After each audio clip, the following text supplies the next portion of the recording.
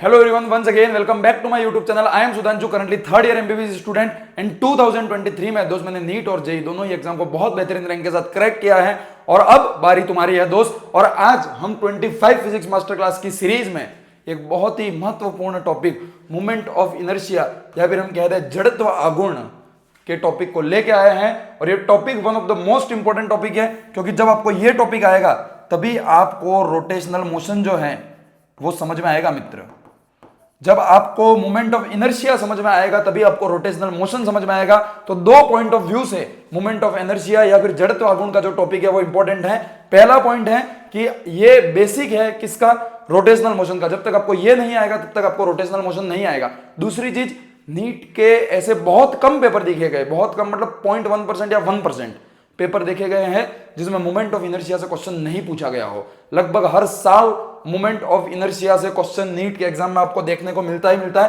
थोड़ा सा मैं विस्तार में बात करूं मित्र, तो हर साल लगभग रोटेशनल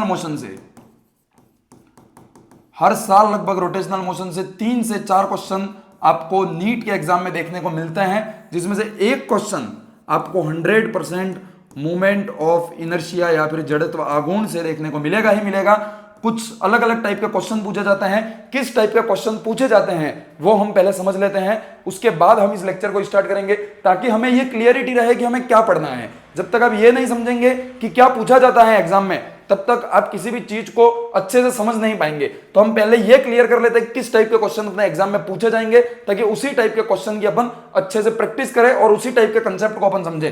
तो पहले टाइप का क्वेश्चन आपको पूछा जा सकता है किसी भी पार्टिकल के लिए या फिर किसी भी क्या बोल सकता हूं मैं, पार्टिकल ही बोल सकते हैं यार, हिंदी में क्या बोलेंगे यार, पदार्थ तो बोल नहीं सकते। किसी भी पार्टिकल के लिए नॉर्मली किसी भी पार्टिकल, यानी कि मैं एक काम करता हूं, चकती बोल देता हूं या फिर स्फीयर बोल देता हूं या फिर मैं रेक्टेंगल बोल देता हूं या फिर मैं रिंग बोल देता हूं या फिर मैं डिस्क बोल देता हूं। इनमें से किसी न किसी पार्टिकल का आपको मोमेंट ऑफ इनर्शिया पूछा जा सकता है अलग अलग एक्सिस में, या तो एक इसकी खुद की एक्सिस में या फिर बहुत सारी 3-4 प्रोबेबिलिटी हैं, कौन कौन सी अपन पढ़ेंगे, ठीक है, सबके लिए अलग अलग होती है। तो एक तो आपको सीधा डायरेक्ट मोमेंट ऑफ इनर्शिया का फॉर्मूला पूछ सकते हैं, दूसरा आपको रेशो पूछ सकते हैं।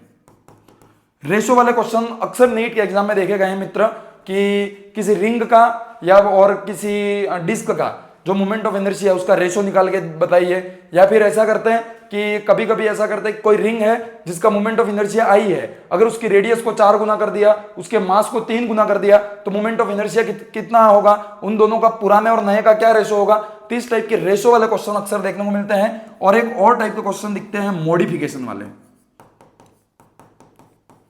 मॉडिफिकेशन वाले क्वेश्चन का मतलब यही है कि पहले कुछ ऐसा था बट अगर ये अपन चेंज कर दे तो अब क्या हो जाएगा। कभी कभार ऐसा देखने को मिलता है, कोई एक डिस्क है जिसका मास m है, रेडियस r है, अगर उस डिस्क को बीच में से खोखला कर दिया जाए तो जो नया पार्टिकल बनेगा अपने पास उसका मोमेंट ऑफ इनर्शिया क्या होगा, तो रिंग बनेगी, रिंग का निकालना होगा। या फिर कभी ऐसा दे देते हैं कि कोई एक लंबी सी रॉड है जिसका मोमेंट ऑफ इनर्शिया आई है, अगर उसको गोल घुमाकर एक सर्कल में कन्वर्ट कर दिया जाए तो नया जो अपने पास पार्टिकल बना उसका मोमेंट ऑफ इनर्शिया क्या होगा।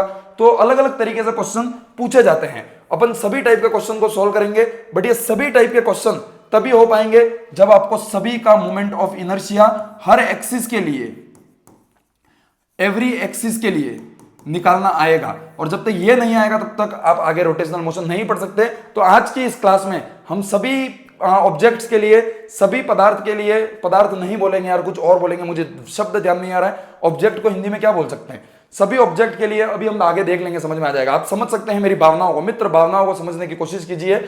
मास्टर शब्द कुछ भी बोले, भावनाएं समझिए आप, तभी आप हमसे कनेक्ट कर पाएंगे, हमारी चीजों को समझ पाएंगे। और 25 दिन की फिजिक्स की इन क्लासों का एक ही मोटिव है कि 25 दिन में हम आपके 25 क्वेश्चन नीट के एग्जाम में पक्के करवा दे ताकि आपके 100 मार्क्स मिनिमम आ जाए, ठीक है।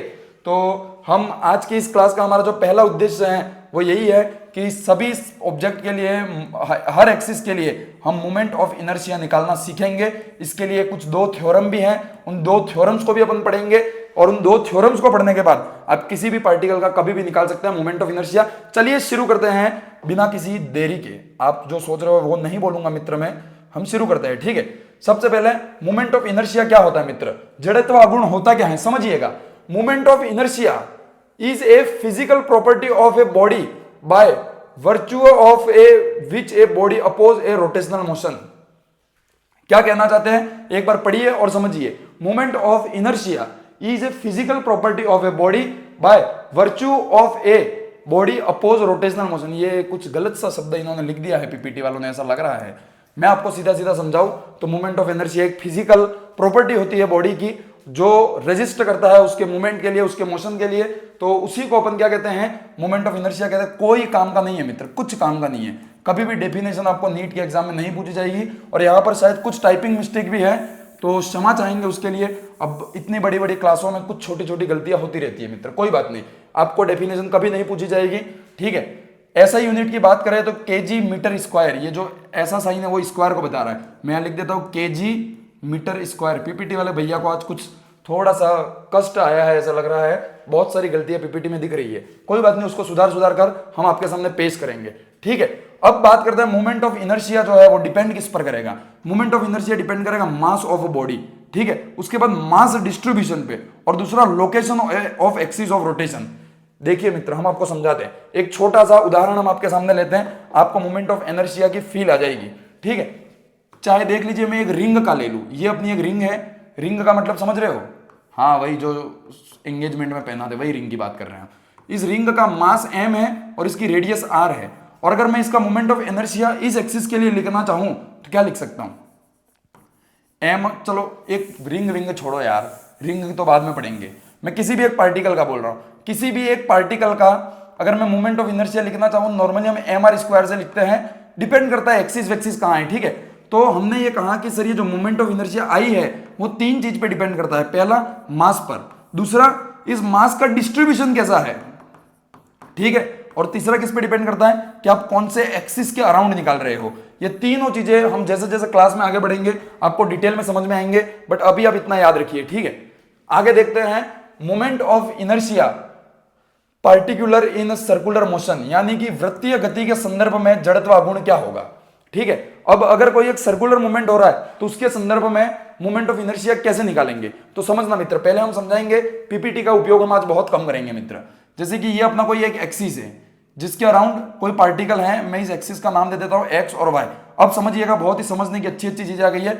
इस एक्सिस के अराउंड कोई ये पार्टिकल है ए, जो कि कौन सी मूवमेंट कर रहा है, रोटेशनल मूवमेंट कर रहा है, रोटेशनल नहीं, सर्कुलर मूवमेंट कर रहा है। यानी कि ये अपना एक एक्सिस है और ये एक पार्टिकल है जो इसके चारों ओर घूम रहा है। तो इस एक्सिस के अराउंड इस पार्टिकल का मोमेंट ऑफ इनर्शिया कितना होगा, अगर ये आप निकालना चाहें तो इस पार्टिकल का कोई ना कोई तो मास m होगा। उसके बाद वो जिस मोशन को कर रहा है, सर्कुलर मोशन को, उसकी कोई ना कोई तो एक रेडियस होगी। तो उस मास और रेडियस का उपयोग कर हम इसका मोमेंट ऑफ इनर्शिया लिख सकते हैं mr स्क्वायर। बहुत ही आसान सी बात है, मास इंटू रेडियस का स्क्वायर। जिस सर्कुलर मोशन में वो घूम रहा है वो रेडियस और उसका जो पार्टिकल का मास है उसका स्क्वायर कर देंगे तो अपने पास आंसर आ जाएगा। वहीं यहां पर लिखा हुआ है एक पार्टिकल है, ठीक है, वो अगर इस एक्सिस के अराउंड घूम रहा है, इसका मास भी एग्जांपल के लिए 8 किलोग्राम दे रखा है, रेडियस भी 7 मीटर दे रखी है, तो उसका जो आई रहेगा वो mr स्क्वायर होगा। ये कोई काम का नहीं है, छोड़ सकते हैं। आप आगे बढ़ते हैं, ठीक है। Moment of inertia of non figures, ज्ञात आकृति का जड़त्व गुण। ऑब्जेक्ट को आकृति बोल दिया है मित्र हिंदी में, ठीक है। तो चलिए हम आकृतियों का निकालते हैं। जैसे कि यहां किसी रिंग की बात कर ली, ठीक है, तो मैं आपको समझिएगा, अपन डिफरेंट एक्सिस के लिए डिफरेंट एक्सिस के लिए अलग अलग मोमेंट ऑफ इनर्शिया होता है। मोमेंट ऑफ इनर्शिया डिफरेंट होता है। बट सबसे पहले सुनिएगा मित्र, सबसे पहले हम सभी ऑब्जेक्ट का उनकी जो खुद की एक्सिस है उसके अराउंड मोमेंट ऑफ इनर्शिया निकालना सीखेंगे। यानी कि अगर कोई रिंग है तो उस रिंग के अराउंड उसका जो मेन एक्सिस है उसके अराउंड मोमेंट ऑफ इनर्शिया निकालना सीखेंगे। उसके बाद कोई डिस्क है तो इस डिस्क का जो खुद का एक्सिस है उसके अराउंड हम मोमेंट ऑफ इनर्शिया निकालना सीखेंगे। अगर कोई स्फीयर है तो स्फीयर का भी खुद के एक्सिस के अराउंड अपन निकालना सीखेंगे। बाद में पॉसिबिलिटी हो सकती है कि ये एक्सिस है, आप इस एक्सिस के अराउंड निकालिए, इस एक्सिस के अराउंड निकालिए, या फिर इस एक्सिस के अराउंड निकालिए। तो इसके लिए दो थ्योरीज दी गई है दोस्त, दो थ्योरीज दी गई है। उन दोनों थ्योरीज को समझकर, उन दोनों थ्योरीज की मदद से अपन और भी अलग अलग एक्सिस के लिए निकाल सकते हैं। बट अभी हम ये जो खुद का एक्सिस है किसी भी ऑब्जेक्ट का, उसके अराउंड मोमेंट ऑफ इनर्शिया निकालना सीखेंगे। अब बहुत सारे ऑब्जेक्ट है इस दुनिया में और बहुत सारे मोमेंट ऑफ इनर्शिया पॉसिबल है, बट मैं आपको वो याद करवाऊंगा जो एनसीईआरटी में दिए गए हैं, जिनसे नीट में एग्जाम में क्वेश्चन पूछा गया है। तो पहला देखिएगा, पहला मैं बात करूं रिंग की, तो रिंग का खुद के एक्सिस के अराउंड, खुद के एक्सिस का मतलब कि ये अगर रिंग है तो ऐसा एक्सिस जो इसके बीच से जाए और इसके जो सरफेस है उसके कैसी रहे, परपेंडिकुलर रहे, ऐसी एक्सिस के अराउंड उसका मोमेंट ऑफ इनर्शिया होता है कितना, mr²। ठीक है सर। उसके बाद बात करें हम डिस्क की, तो डिस्क का हो जाएगा mr²/2। मैं कोई डिस्क विस्क मेरे को मिल जाए तो आपको बताऊंगा। चलो एक डिस्क तो नहीं मिली बट कुछ मैं लेके आया हूं आपके लिए। इसको गोल मान लो आप, तो एक्सिस कैसे है समझना दोस्त, इसको गोल मान लो, ये ऐसी डिस्क है तो इसके परपेंडिकुलर और इसके बीच में से जाए ऐसा एक्सिस क्या हो गया, ये इसका खुद का एक्सिस है और उसके लिए मोमेंट ऑफ इनर्शिया हो गया mr²/2। सॉलिड स्फीयर की बात करें, स्फीयर का मतलब है गेंद, सॉलिड स्फीयर का मतलब है सीजन की बॉल और होलो स्फीयर का मतलब है प्लास्टिक की गेंद। तो सॉलिड स्फीयर के लिए बात करें सर तो कितना होता है 2/5 mr²। ठीक है, आगे बढ़ते हैं, आगे हम निकालते हैं होलो स्फीयर के लिए, तो होलो स्फीयर के लिए होता है 2/3 mr²। चिंता मत कीजिए, मैं एक ट्रिक से आपको सारे याद करवा दूंगा। होलो स्फीयर का मतलब प्लास्टिक की गेंद है। ठीक है, उसके बाद सिलेंडर का बात करें तो सिलेंडर का इस एक्सिस के अराउंड, ठीक है, सिलेंडर का इस एक्सिस के अराउंड कितना होता है mr²/2। जितना डिस्क का होता है उतना ही सिलेंडर का भी होता है। ठीक है, उसके बाद बात करें हम रॉड के लिए, तो रॉड के लिए अलग अलग एक्सिस के लिए अलग अलग हो सकता है। ठीक है, बट सुनिएगा मित्र, मैं आपको रॉड का अलग से पूरा समझाऊंगा, अभी नहीं समझना है अपन को, और रॉड का अलग से समझेंगे। रेक्टेंगुलर लेमिला के लिए कितना होगा ma²/12। ठीक है, ma²/12, ए क्या है इसकी ये लेंथ। तो मित्र समझिएगा, अगर चलो रेक्टेंगल के लिए भी अपन आराम से समझेंगे क्योंकि इसके दो अलग अलग डायमेंशन होते हैं, दोनों के लिए अलग अलग होती है।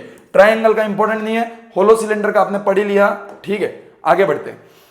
अब मैं आपको रॉड का समझाऊं उससे पहले अपन दो थ्योरम पढ़ेंगे। जब तक हम ये थ्योरम नहीं समझेंगे हमें समझ में नहीं आएगा, बट कुछ चीजें हैं जो मैं आपसे क्लियर कर दूं। चलो नहीं करूंगा क्लियर, पहले हम एक बार इन दोनों थ्योरम को पढ़ते हैं, फिर मैं सभी ऑब्जेक्ट का आपको एक साथ निकालकर एक टेबल में समझाऊंगा। मैं जानता हूं अभी आपको समझ में नहीं आया, आपको वो टेबल याद नहीं हुई है, आपको किसी भी ऑब्जेक्ट का मोमेंट ऑफ इनर्शिया नहीं आता, मैं जानता हूं, कोई बात नहीं।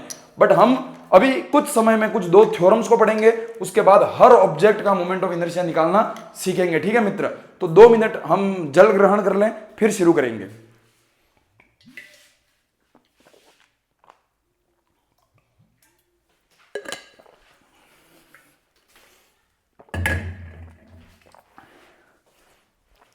ध्यान से सुनिएगा, मोमेंट ऑफ इनर्शिया सभी ऑब्जेक्ट का एक साथ याद रखना बहुत मुश्किल है, पर मैं आपको एक ट्रिक के थ्रू सभी का याद करवा दूंगा। बस धैर्य बनाए रखना इस लेक्चर के अंत तक। अभी मैं जानता हूं आपको एक भी समझ में नहीं आया, गलती मेरी नहीं मित्र, पीपीटी बनाने वाले की है। मैं हकीकत यही कह रहा हूं, जो पीपीटी आज बनी है वो शायद पीपीटी बनाने वाले का मूड नहीं था, या फिर हो सकता है कि घर परिवार में बीवी बच्चों से किसी से झगड़ा हो गया होगा, तो आज पीपीटी में थोड़ी सी कमी है, जिस कारण से कुछ चीजें मैं अच्छे हिसाब से डिलीवर नहीं कर पाया। पर हमारे पास है मित्र कलम, हर मास्टर की पहचान होती है उसकी कलम। अगर उसके पास नॉलेज है और उसके पास कलम है तो वो ये पीपीटी है उसके सामने कुछ नहीं है। मैं खुद लिख के अभी आपको सभी का याद करवा के जाऊंगा। ठीक है, कुछ समय रुक जाइए, पहले इन दोनों थ्योरम को पढ़ लेते हैं। एक्सिस थ्योरम, अक्षय प्रमेय। अक्ष प्रमेय, अक्ष प्रमेय क्या कहता है, valid only for 2D object, only 2D object के लिए ये थ्योरम जो है वो वैलिड है दोस्त। ठीक है, अब ये क्या कहता है समझिएगा, इसका कहना ऐसा है कि अगर कोई ऑब्जेक्ट है जिसके अंदर 3 एक्सिस है, एक्स वाई और जेड, तो मैं आपको एक बार फिर से अपना कहां गया वो मोटिवेशन वाला, ये रहा, मैं आपको समझाता हूं। अब ये ऑब्जेक्ट है, इसके 3 एक्सिस है। पहला एक्सिस जो एक्स है वो इस तरीके से जा रहा है, दूसरा एक्सिस वाई है जो इस तरीके से जा रहा है, और तीसरा एक्सिस जेड है जो इस तरीके से जा रहा है। मतलब 2 एक्सिस तो इसके प्लेन में ही है, एक्स और वाई, और तीसरा एक्सिस जो है वो इसका परपेंडिकुलर, मतलब 3 एक्सिस है। तो इसका कहना ऐसा है कि बॉस अगर कोई ऑब्जेक्ट है ऐसा, तो इसके 3 एक्सिस है। पहला एक्सिस है एक्स, दूसरा एक्सिस है वाई, और तीसरा एक्सिस है अपना जेड। जेड यानी कि एक्स तो इसकी प्लेन में है, वाई इसकी प्लेन में है, और जेड इसके परपेंडिकुलर ऐसा है मित्र, ऐसा एक्स वाई और जेड। तो इसका कहना ऐसा था कि moment of inertia of Z equals to moment of inertia of X plus moment of inertia of Y. ये थ्योरम थी कौन सी, एक्सिस थ्योरम या फिर अक्षीय प्रमेय। आप देखिए मित्र, एक बार आपको पीछे ले जाकर समझा देते हैं। अक्षीय प्रमेय ये कहती है moment of inertia of Z equals to moment of inertia of X plus Y. Condition ये है कि ऑब्जेक्ट जो है वो हमेशा 2D होना चाहिए, 3D ऑब्जेक्ट के लिए वैलिड नहीं है, और all one should be mutual to 90 degree. यानी कि इसका कहना यह है कि जिन तीन एक्सिस की बात कर रहे हो उन तीनों के बीच का जो एंगल है वो कितना होना चाहिए, 90 डिग्री होना चाहिए, तभी ये एक्सिस जो ये थ्योरम जो है वो वैलिड रहेगी। आगे चलते हैं, कुछ एग्जाम्पल यहां दे रखे हैं, मैं किसी एग्जाम्पल की कुछ बात नहीं करूंगा, मैं आपको थ्योरम पढ़ाऊंगा, उसके बाद मैं आपको क्वेश्चन सॉल्व करके बताऊंगा। सेकंड है parallel axis theorem. Parallel axis theorem है सभी ऑब्जेक्ट के लिए, वो थी केवल 2D ऑब्जेक्ट के लिए, ये सभी ऑब्जेक्ट के लिए। इसका कहना ऐसा है मित्र, इसका क्या कहना है समझिएगा, मैं आपको समझाता हूं। अगर कोई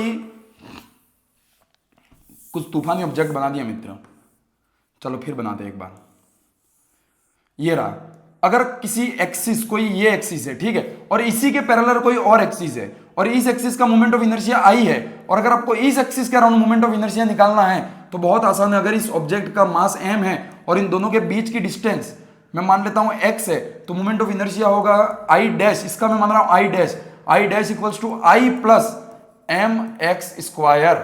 ठीक है, मतलब ये कहा कि अगर दो पैरेलल एक्सिस है, उसमें एक एक्सिस का मोमेंट ऑफ इनर्शिया आपको पता है और उसकी पैरेलल एक्सिस का मोमेंट ऑफ इनर्शिया निकालना है, तो जिस एक्सिस का पता है प्लस ऑब्जेक्ट का मास और दोनों के बीच की डिस्टेंस का स्क्वायर जो होता है वही क्या होता है, उसका अगले एक्सिस का मोमेंट ऑफ इनर्शिया होता है। एक बार पीछे चलते हैं, देखिए only for all, sorry valid for all object, और अपन ने निकाला इस ऑब्जेक्ट के लिए, तो इस ऑब्जेक्ट के लिए निकाला तो I Z dash equals to I Z plus M A square, इन दोनों के बीच की डिस्टेंस क्या ले ली, ए ले ली। तो बहुत ही आसान था ये भी अपने लिए। अब मैं ये कुछ नहीं करूंगा, टॉर्क वॉर्क से मेरे को कोई मतलब नहीं है मित्र, अब मैं आपको सभी ऑब्जेक्ट का निकालना सिखा दूंगा।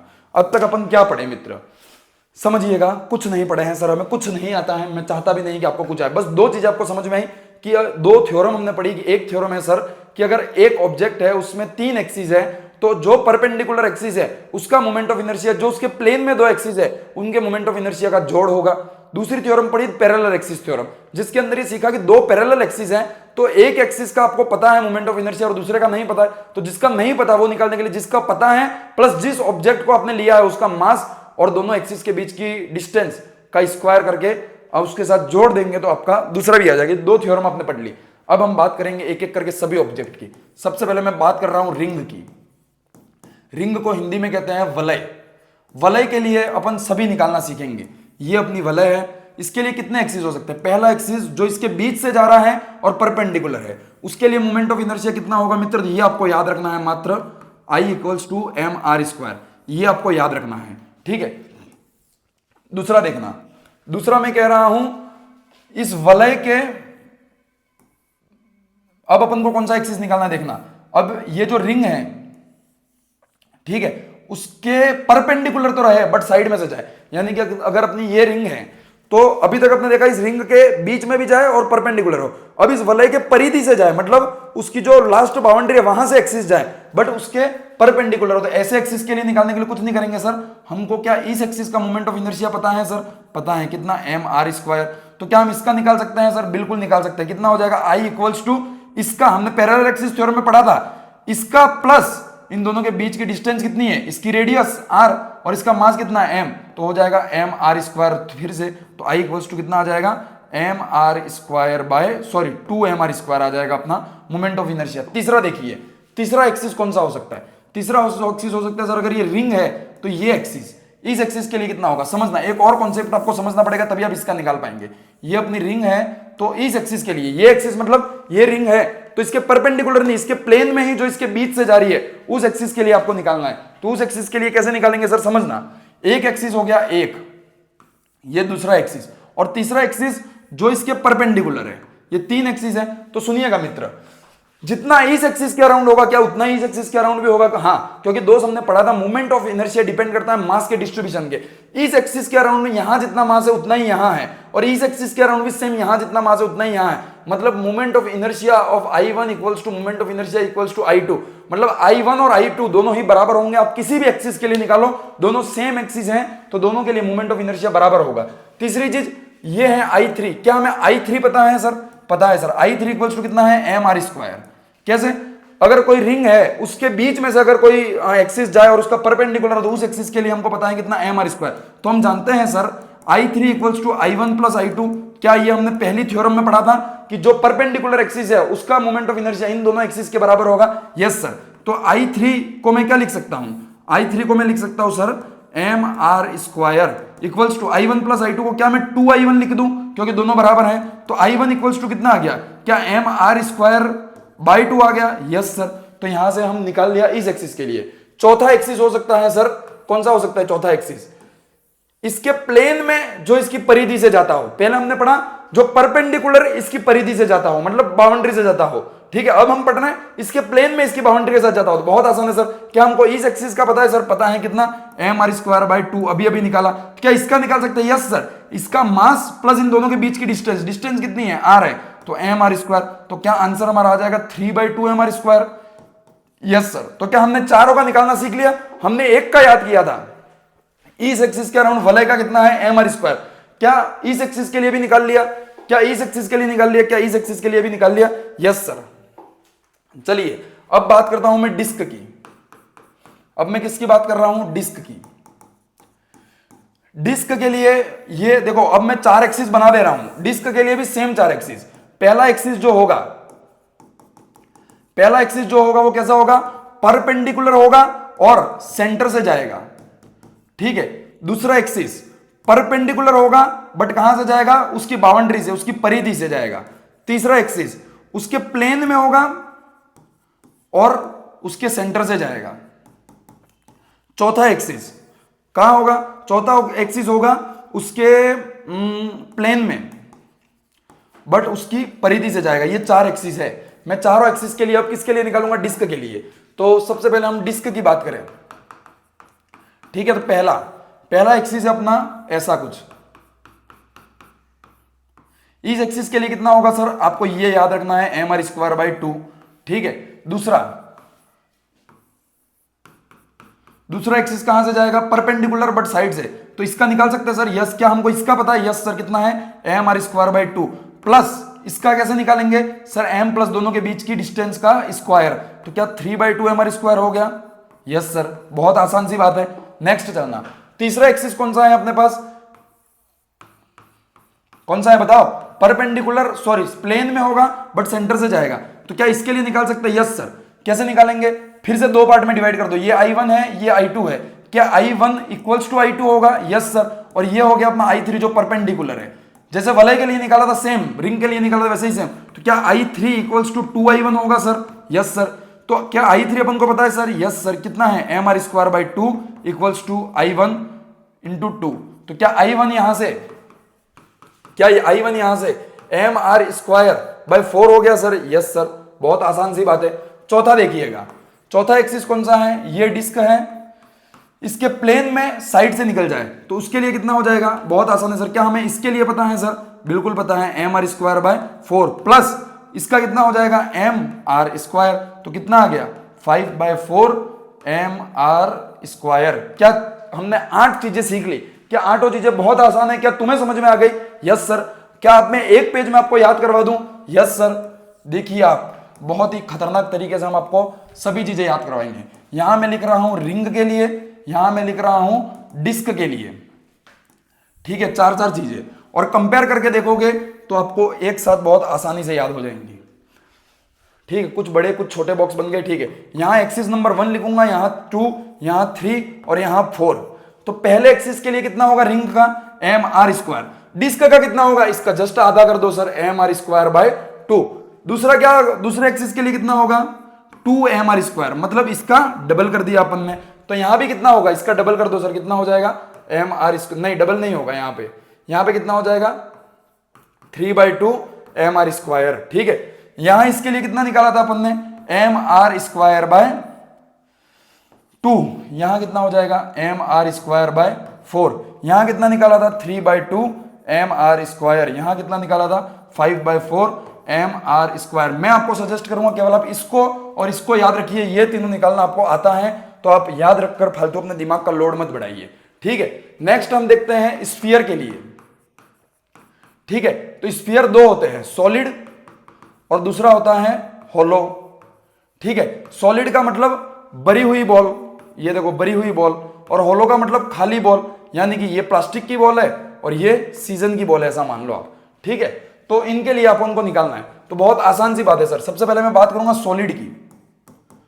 सॉलिड की, तो सॉलिड के लिए दो एंगल हो सकते हैं, पहला जो इसके बीच से जाए, दूसरा जो इसके साइड से जाए। सॉलिड के लिए ऐसा थोड़ी कोई प्लेन में कोई परपेंडिकुलर में, बॉल के लिए ऐसा कुछ नहीं, बॉल के लिए चारों और एक जैसा ही मामला है, ठीक है। तो इसके लिए कितना है सर, अब याद रखिएगा, इसके लिए 2/5 mr स्क्वायर। तो क्या हम इसके लिए निकाल सकते हैं? Yes sir, 2/5 mr square plus mr square कर देना, ठीक है। तो कितना आ गया?